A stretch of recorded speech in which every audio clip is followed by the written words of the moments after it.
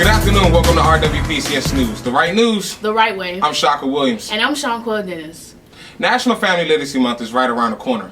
On November 1st, throughout the entire month, there will be a nationwide initiative to encourage not just reading in children, but to promote it as a family affair. This month has been recognized since 1994, and states such as Massachusetts issued a statewide proclamation in order to support reading through their public education efforts. Parental involvement in child's reading time is vital to their future success. We want to stress to the Rwpcs, parents, and community the importance of teaching your child the values of reading. Student Government Association elections are coming up, and 10th, 11th, and 12th graders all have a place in office. Joining us today is AP World History teacher, Mr. Morris. Good afternoon. Good afternoon. How are you doing today? I'm doing good, thank you. Let's get right into it. What students do you expect to engage in running for office?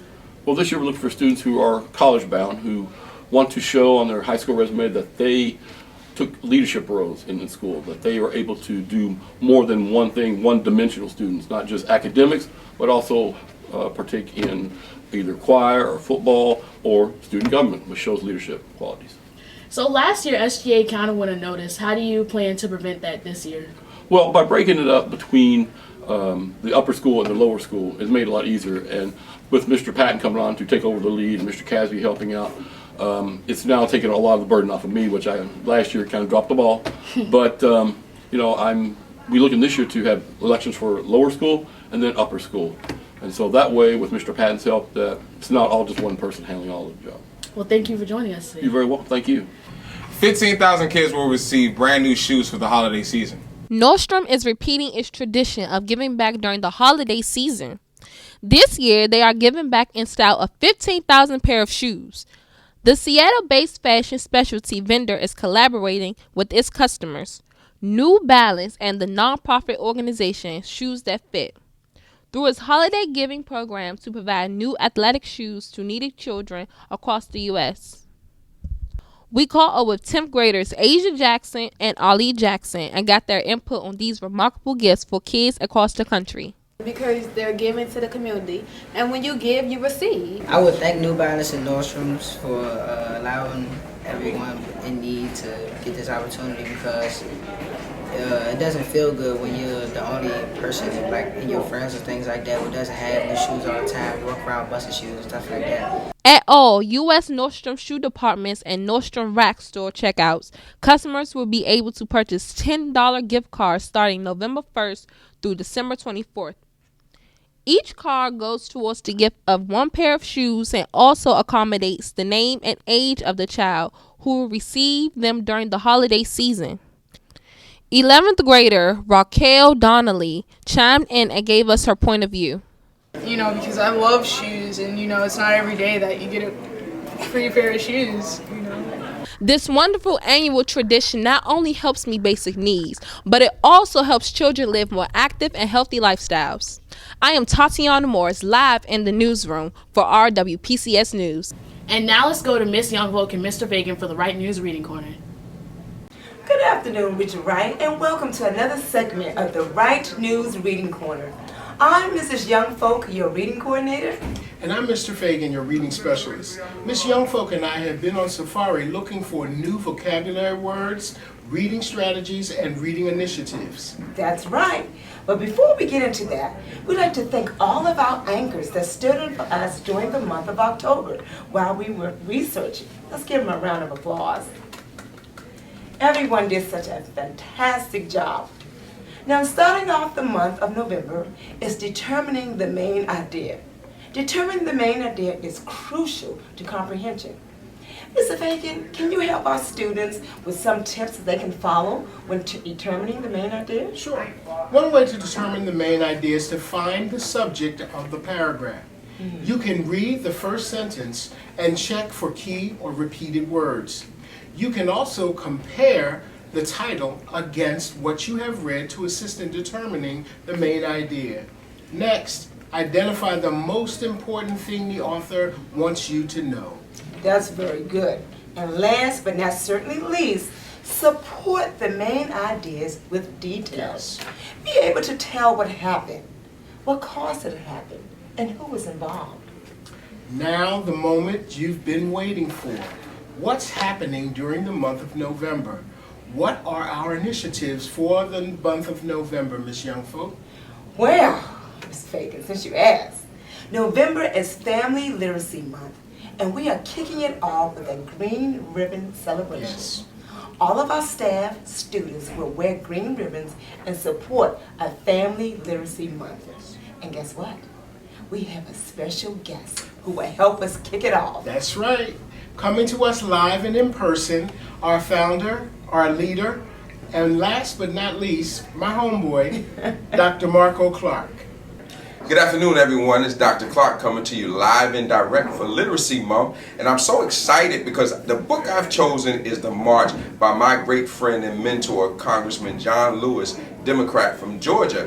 What I like about this book so much is that it talks about the civil rights movement and it talks about those things that I never had a chance to experience. And so the great journey about reading is that it can put you centuries in the past and bring you to present and makes you excited about what you're reading. What I also love about reading is that it creates an opportunity for you to become the character in the book that you're reading. So I encourage you guys this month, during Literacy Month for Richard Wright Public Charter School, is that grab a book, get some popcorn, have a drink, sit in the corner. Make sure that you make reading your daily routine. For me, I make sure that no matter how busy I am working for you guys, that I take the time to read at least one book per week. Now, it doesn't have to be long. It just needs to be a book, something that you can read, something that you can talk about. Reading stimulates the conversation in others. And guess what? Most of my friends that I hang around, they all are great readers. Reading is fundamental, but most of all, it's fun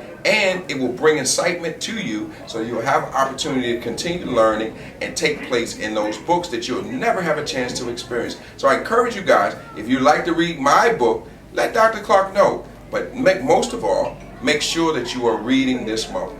Have a great day. We want to thank Dr. Clark for taking time out of his busy schedule to join us here on the Richard Wright Reading Corner. Yes, thank you, Dr. Clark. Well, it looks like November is going to be very busy for us. Yes. Our first Richard Wright Family Literacy Game Night will be held. And the date is November 12th from 6 to 7:30 p.m. We want our students, friends, and family please to come out and join us and have a happy time through literature. Guess what? We'll also have a guest speaker and giveaways. So please come out and join us for our for our first literacy night. I'm quite sure you'll have a great time. One event that we're all looking forward to is Thanksgiving. We want to have time away from school. We want to spend time with our family, and we also want to have some good food. Yum, yum. I know I am. We also wanted to make you aware of another group of Americans who we are celebrating because of their great contributions to our culture. The month of November is Native American Heritage Month. We will let you know more about this as November approaches. Yes, thank you, Mr. Fagan. And last but not certainly least, our vocabulary words for the month of November. The first word is regurgitate, fidelity, significance, and defamation. For week 1, our vocabulary word is regurgitate. It means to give back or repeat. Oh, wait a minute. You're not going to give them a sentence using the vocabulary word? Nope, it's your turn. Oh, okay. Mr. Fagan is having a moment. Let me think. Regurgitate. Oh, I got it. I want you to regurgitate all of your words you learned in Latin today. Now, was that hard? No, I didn't say it was hard. It's just your turn. Okay. That's all. That's all the time we have, Miss Youngfolk. Yes, so please come join us for another week, another episode of Richard Wright Reading Corner. I'm Mrs. Youngfolk. And I'm Mr. Fagan. Remember to read it, enjoy it, and do it. Thank you, Miss Youngfolk and Mr. Fagan. Here's Sean Mazel with the Latin moment. Our Latin moment today is words about voting. Remember to vote and remind others to vote on Tuesday, November 4th, 2014. Latin-related words are voting, from Latin meaning votum, a vow, wish, promise. When you vote, you are vowing to support someone or giving your support to a candidate. Also, the word candidate, from Latin meaning candidatus, one aspiring to office. Office seekers in ancient Rome wore white togas. This is Sharon Mazza with your Latin moment of the week. boss boys. We rowdy, shout to all my boss boys. Shout, shout, shout, shout, shout. Welcome to another edition of Spartan Sports Zone, where we give you the latest news in Spartan sports. I would like to give a big shout out to the seniors of the girls volleyball team, as in last week they played their last game of their high school career against National Collegiate Prep. We asked them how's their experience these past few years, and here's what they had to say. Kind of sad, but I'm ready to play college volleyball. It was a very good experience. I didn't know I liked volleyball until I came here and played, and I plan on playing in college. Sad because I didn't really get to play with them this whole season. I only played like for the last 2 games, and I'm gonna miss volleyball a lot. The last couple of games were like really like, I don't know, like emotional for me because it was like these are my last games for high school. And it was sad, like even when we were winning, when we weren't winning, it didn't matter. Like I still just always wanted to play, like regardless of the situation. Emotionally, it is tearing me apart because they have been with us since we opened up the school. And how can you not grow to love the students that have been with you for years? They are the top players on the team, to be honest with you.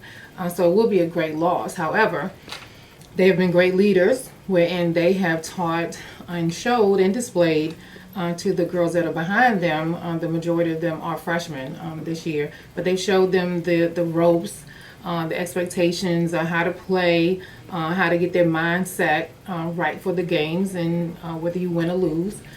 So I'm feeling really confident. In basketball, the Spartans took a low loss to Anacostia High School. The score was 15-12.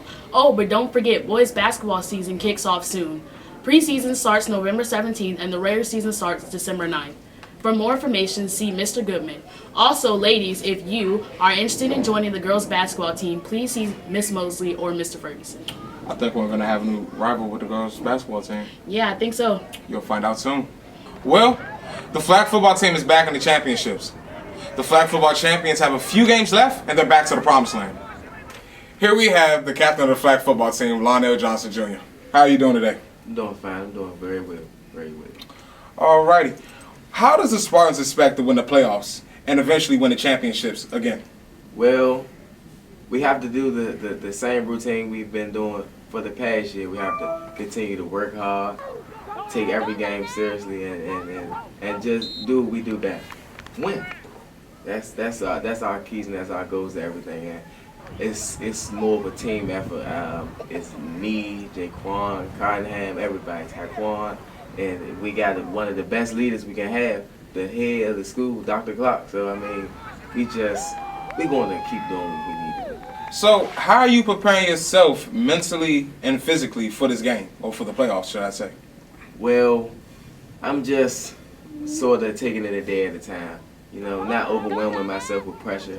I'm just going into the game as it's a regular game, but still, I know the potential of it could lead to a championship game, or we could possibly lose and be kicked out of the playoffs. You know.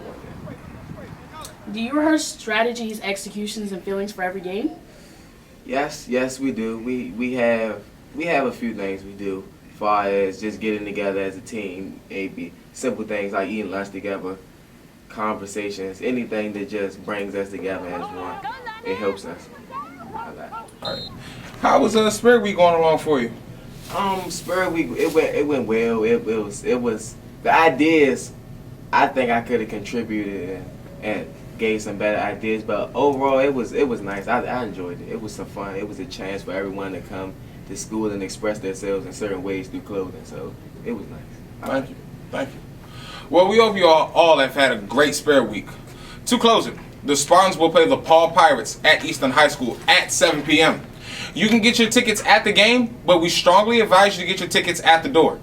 For more information, see Ms. McGuire.